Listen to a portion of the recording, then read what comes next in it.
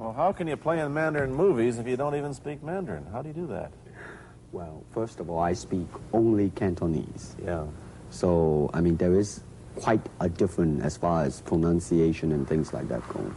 So somebody else's voice is used, right? For Definitely, definitely. You just make the words. Doesn't that sound strange when you go to the movies, especially in Hong Kong, in your own town, and you see yourself with somebody else's voice?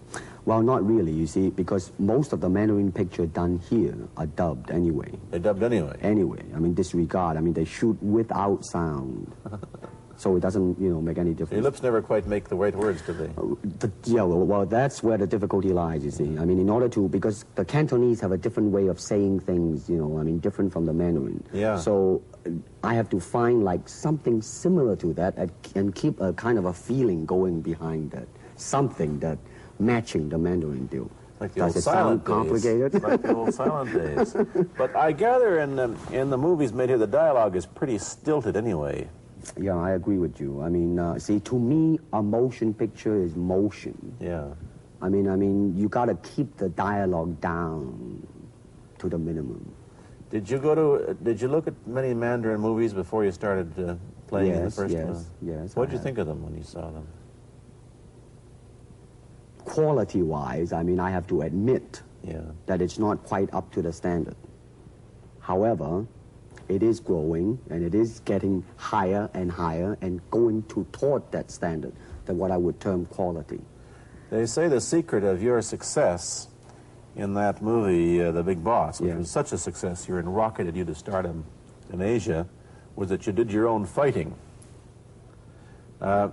As an expert in the various martial arts in China, what did you think of the fighting that you saw in the movies that you studied before you became a star?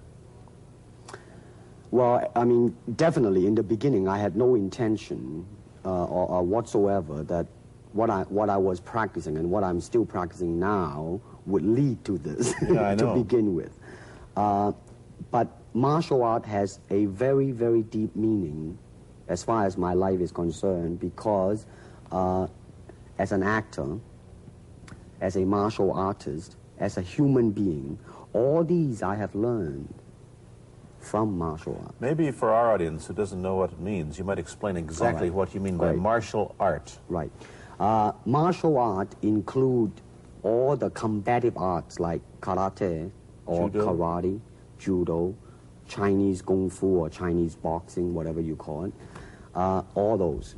You see, like Aikido, Korean, I can go on and on and on. But it's a combative form of fighting. I mean, it's not, some of them became sport, but some of them are still not. I mean, they use, for instance, kicking to the groin, jabbing fingers at the eyes, and things like that. No wonder you're successful in it. Chinese movies are full of this kind of action anyway. They needed a guy like you could... Violence, man. So you didn't have to use a double when you moved into the motion picture world here. You did it all yourself. Right. Can you break 5 or 6 pieces of wood with your hand or your foot? I'll probably break my hand and foot. But tell me a little bit... you set up a school in Hollywood, didn't you, for people like James Garner and Steve McQueen and the others? Yes.